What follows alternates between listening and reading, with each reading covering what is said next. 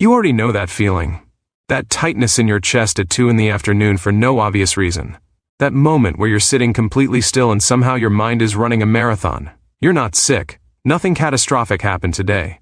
But something feels off, and it has felt off for a long time. Here's the thing that nobody tells you. The stress destroying your life right now is probably not coming from the big scary things you can see. It's coming from the invisible habits hiding inside your ordinary day. The ones you've been doing so long they don't even feel like habits anymore. They just feel like you. And I need you to hear this. Because most people spend years, sometimes decades, trying to fix stress by attacking the wrong targets. They meditate for 10 minutes and wonder why nothing changes. They take a vacation and come back feeling worse. They try to think positive, and then feel guilty when the anxiety creeps back in anyway. That's not a willpower problem. That's not a mindset problem. That's a pattern problem. And once you understand what these hidden patterns actually are, everything starts to make sense in a way that is almost shocking. Before we go any further, I want you to know that we have programs linked down below in the video description that go much deeper into rewiring these exact patterns.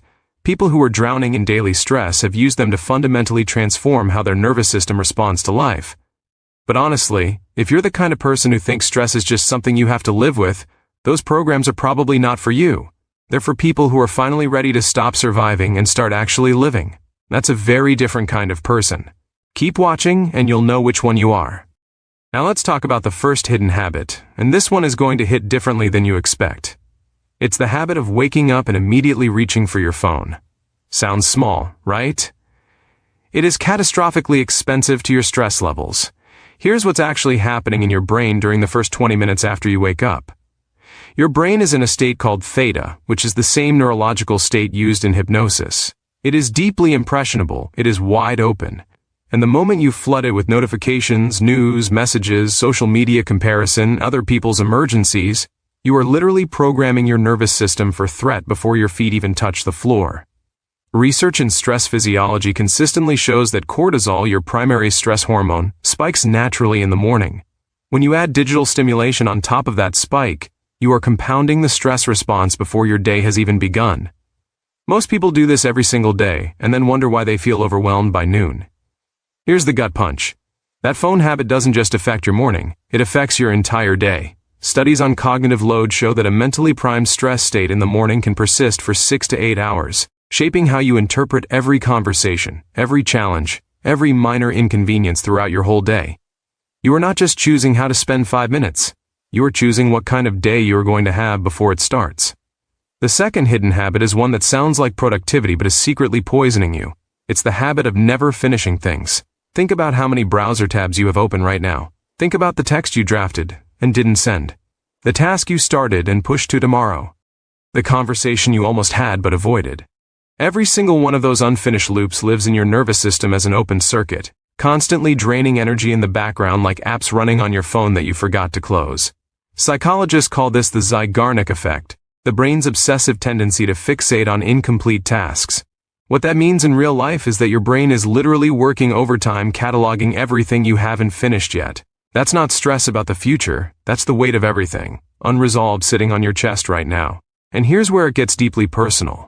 That feeling of always being behind, of never quite catching up, of lying in bed at night with your brain still going, that is not because you are lazy or disorganized. It is because your daily environment is architecturally designed to create open loops faster than any human being can close them. You are not failing at life. You are losing a rigged game. The third hidden habit might be the most personal one. It is the habit of emotional suppression disguised as strength. You've been told in 1,000 quiet ways that keeping it together is admirable, that not reacting is maturity, that pushing through is what strong people do, so you swallow the frustration, you bury the disappointment, you minimize the hurt, you tell yourself it's fine when it absolutely is not fine. And you do this so automatically that you don't even notice you're doing it anymore. Here is what is happening underneath that surface. Suppressed emotions do not disappear, they convert. They convert into muscular tension you carry in your shoulders and jaw. They convert into digestive issues. They convert into the irrational irritability that snaps at people you love over nothing. They convert into fatigue that sleep doesn't fix. The body keeps a precise and patient record of everything the mind refuses to process. And the longer that record grows, the heavier you feel for reasons you cannot explain. Research in psychoneuroimmunology shows that chronic emotional suppression is linked to elevated inflammatory markers, weakened immune function, and significantly higher rates of burnout. This isn't metaphor. This is measurable. Your unspoken feelings are physically expensive. Now here's what changes when you break these patterns. And I want you to really feel this, not just hear it. Imagine waking up and having the first 40 minutes of your morning belong to you. No one else's crisis.